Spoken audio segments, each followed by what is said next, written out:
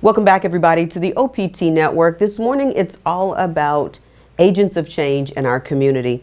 Jessica Viator is the executive director of Manna House. Manna House has been serving our community, celebrated 31 years in May, and we welcome her to talk about serving meals and serving people. Jessica, good morning and welcome back. Good morning. Thanks for having us. It's good to be back. Can you believe, Jessica, when you look back on Manna House's history, that it's been 31 years? 31 years, and we're so grateful to Father Foley for his yes and being obedient to God's call to start Manna House and his vision. 31 years ago, when they first started, I think they maybe fed 16 people the first day. By the end of the month, they fed over 400. And, just thanks be to God for Father Foley and his boldness and all those who helped him shape and form Manna House what it is today. And today his vision continues to live. Last year, we fed over 62,000 people, and we're feeding over 5,500 people per month. So his vision continues to live, and we're very grateful that we can do that. We were talking earlier about the pandemic last year, March the 14th. We closed our dining room. We do everything with safety first in mind, and we knew that we had to stay safe so we can keep our employees safe, so we can continue to feed those in our community who are hungry, who are in need. And so we had people that were visiting the Manna House that never thought they would ever need a place like the Manna House. We were so grateful they came. We were so grateful that we were able to serve them. People were losing their jobs. We had lots of young families that were coming. This was before they had unemployment. And so, you have to make a decision. How do I pay my bills? How do I feed my family? So with the generous support of our community, that's how we operate. Local contributions. We are a United Way partner, but that's how we operate. And so we're very grateful to our community to support us so that we can help one another here in this great community of Rapides Parish. So, Jessica, when the pandemic first hit and you knew that you were going to have to go to a different model of service, was there an apprehension, especially when there were so many uncertainties about COVID-19? How did you guys maneuver to say, we're not going to shutter, we're not going to close our doors like every other business absolutely had to? What goes into the preparation to say, okay, we're going to keep moving? We had that discussion, we had those discussions. We came to the table, as a board, what do we do? And, I was asked that question. And I said, I'll do it. If I have to do it alone, I'll do it. Wow. Where did that boldness come from, Jessica? Okay, it doesn't matter if anybody else wants to do it. I will do it if I have to do it, even by myself. We get to know them. I mean, we're a community, and they're people. They're no different from you and I. We just have we've been dealt different situations. And so it's just the love of humanity. And I can tell you that the staff here at Manna House, they felt the same exact way. We're going to do this. And so we just talked about all the precautions. We had safety meetings. We still have safety meetings on a regular basis. We talk about COVID and what are the safety precautions. We keep it in front of us so that we don't get complacent. And so we just followed all of the protocol that was suggested. We looked at CDC, their guidance. We looked at some of the local hospitals and what they were suggesting. And we followed all of that guidance. We set up the to-go model where they would come and pick up their meals. We had stickers on the sidewalk 6 feet apart. The United Way was very generous and gave us lots of masks that we handed out to the patrons. So everybody was afforded that opportunity to have one. And we encouraged them to wear it when they came. So it was an educational process, not only for the staff, but our patrons who are visiting us, because some of them don't have access to television and exactly what's happening. So we had lots of conversations with them as well. And today they're very accustomed to it. So the other side of that, we were able to have more one-on-one conversations with people who come to visit us. Now, part of that, our volunteers, we shut our doors. We weren't utilizing volunteers. We normally have over 4,000 volunteers a year. And some of those volunteers come on a regular basis, and we miss them so much. But we stayed in contact with most of them through phone calls and things like that. As the pandemic soldiered on and on and on, and you started having more people that you were serving outside of the regulars, that were coming, do you then concern yourself with, will we be able to meet the need of more people to feed? I've been here for 5 years, and my experience has been it's been amazing. God always provides. We'll Wow. talk about it's happened time and time again. We talk about this just happened this week. We have soup, but we needed some crackers. Well, there was a local restaurant here. They're seasonal. He closed his restaurant, and what did he bring us? Crackers. Crackers. Just out of the blue. He didn't know you needed crackers. God just He placed on didn't his heart to bring you crackers. exactly. He brought us several different things, but amongst that, and matter of fact, Jimmy Johnson is our operations manager, and he said, Miss Jessica, he said, come here, I want to show you something. He goes, what were you just talking about? He says, look what we have here on the cart. Yeah, I mean, that's God just continues to bless us that way. So Hmm. we have never, ever run out of food. And I think it's because it's a God appointed ministry. Hmm. And so we're very blessed. And we couldn't do it without our community. The support of our community is key to making it happen. Jessica, so when you see all of these miracles happen, and I think sometimes we forget that something like having crackers, is seems like a little miracle, but it is indeed a miracle because God laid on his heart to bring you, among the many things that he brought you, crackers. Does that just continue to grow your faith, not just as it pertains to the Manna House, but just overall? Absolutely, absolutely. My mother always said, God will provide. Hmm. And I have seen it time and time again in many different things. And it's more evident at the Manna House in my life. And so you're right. We take some of those things for granted, which we shouldn't. Hmm. But he's always with us. He's always near, and he's there to lead us in every step of the way. We just have to have faith, which I hear you talk about so much, Hmm. and we have to trust him. Hmm. And once we realize he's in control, not us, and we let him, and we stop trying to take over, Hmm. he provides, and And everything works for the glory of God. absolutely. And that's such, we say those things, but we know that we have to practice them every day. And when we hear stories like God taking really nothing and turning it into something like, the fish and the loaves and feeding the masses, it seems like that, during the pandemic, he took what you had and he fed, you know, untold numbers of people. And you're not just doing it a few days a week. You guys are feeding people 7 days a week. That's right, 365 days a year. We never close our doors. And everybody that works here, I can tell you, they're just as committed as I am. And they truly, genuinely love making a difference in everyone's life. And it may be feeding them a meal, or it just may be having a simple conversation to brighten someone's day. And you know what? They bless us more than they ever Mhm. know with their conversations and seeing them every day. Wow, what an amazing journey. We're going to take a break here, Jessica, but when we come back, we'll tell our community how they can get involved in them too being the change that they want to see and helping to feed families, because though we're making it through the pandemic, there are still many families who struggle with food insufficiency, and Manna House has been there and continues to be there to feed our community. Stay on point. We're back with more right after this. Welcome back, everybody, to the OPT Network. Jessica Viator is our guest this morning, and we were talking about faith in the last segment and those miracles that really seem small. All the times, miracles are happening all around us, and we forget that they are acts of God giving us and our community what we need when we need it. Jessica Viator, of course, is the executive director of Manna House, and during the break, I was asking Jessica, I said, Jessica, who was that restaurateur who brought those crackers? And you said what, Jessica? Who was that?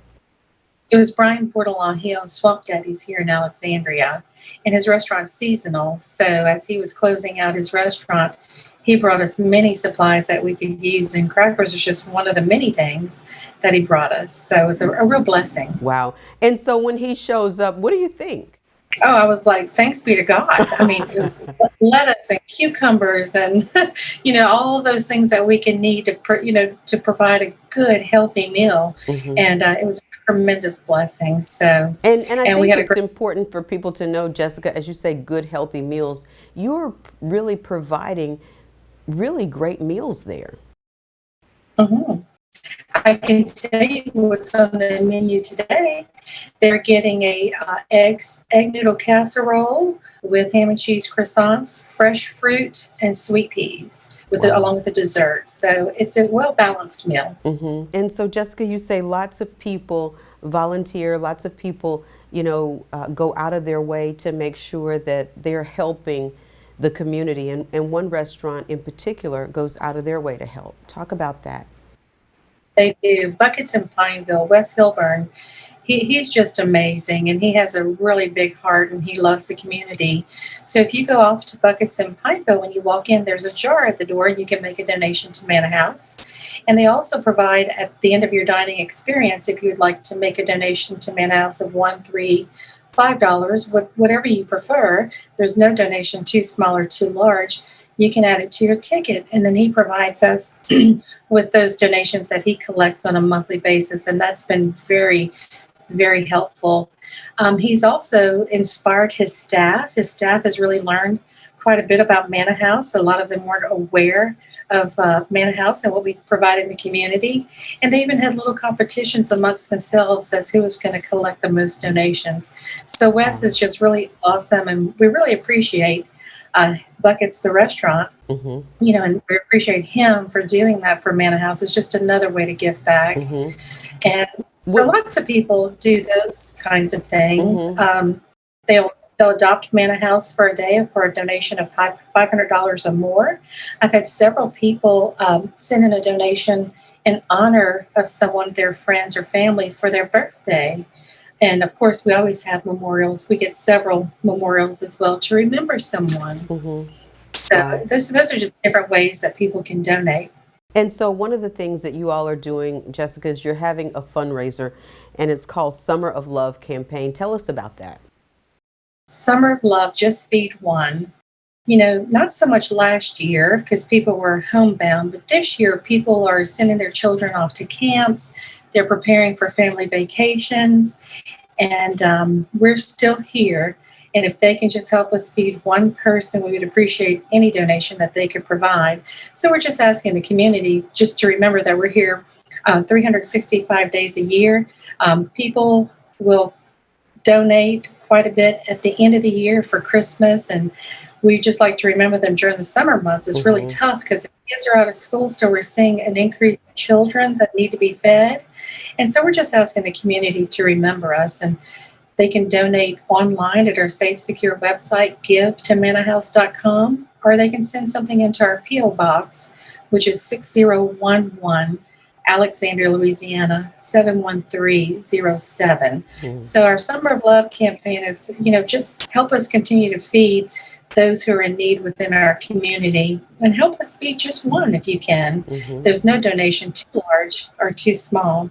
It's been proven time and time again that when people are hungry, they do desperate things. So here at the Manna House, we feel like we provide a very vital service to the community.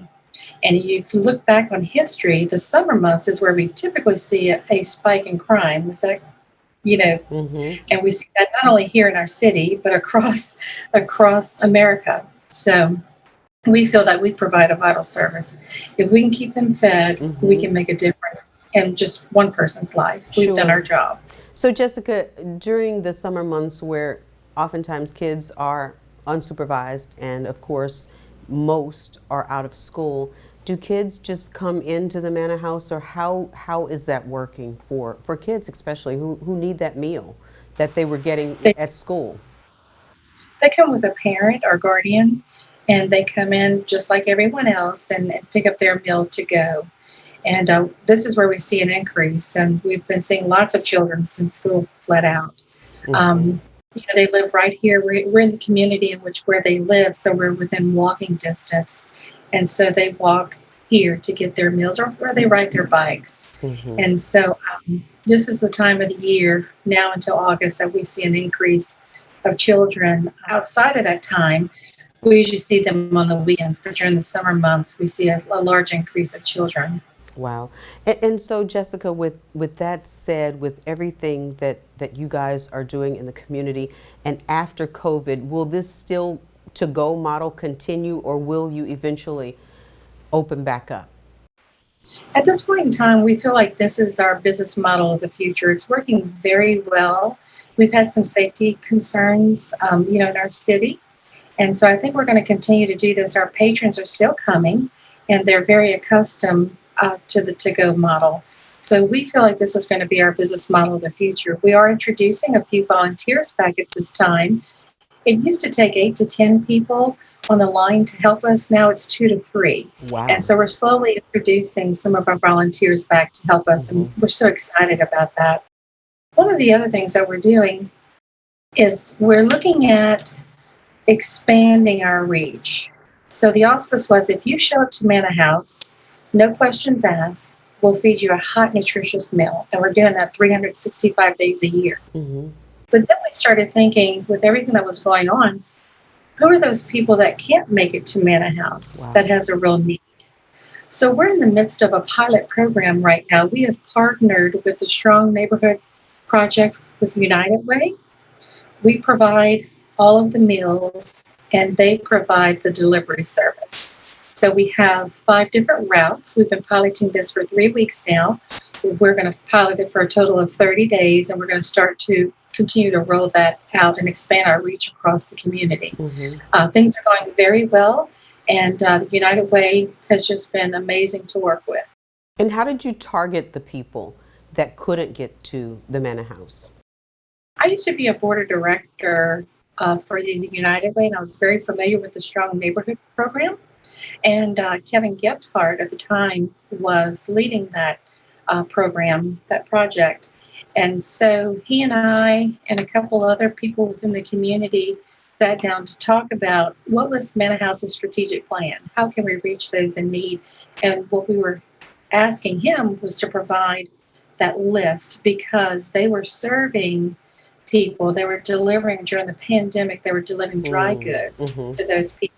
So together, they identified those people who were in need that had no transportation but truly needed a meal. And so that's how that all came to fruition. Wow. And it's working well. And at the end of 30 days, we'll evaluate and we'll continue to expand our reach with some other things. And hopefully, we'll talk about that in the near future and let you know what's going on. So it's Absolutely. more important. I mean, like you mentioned earlier, we're seeing an increase of people that are poverty level, that are hungry. And if we can just reach one person, just change one person's life, it's amazing. But we're reaching more than one. Last year, like I said earlier, we fed over 62,000 meals, and we're continuing to see that. So we need the community support to help us banish hunger right here in Central Louisiana, and it could just very well help break the cycle of poverty for children, families, seniors, those who are homeless. And together, we can achieve that if we all come together as a community. Powerful. Jessica, thank you so much for your heart for people and for Jesus Christ and for the work that you and the team at Manna House are doing to serve our community. Thank you so much. We appreciate that. Thank you all for your support as well. Indeed. Hey, everybody, stay on point. We're back right after this.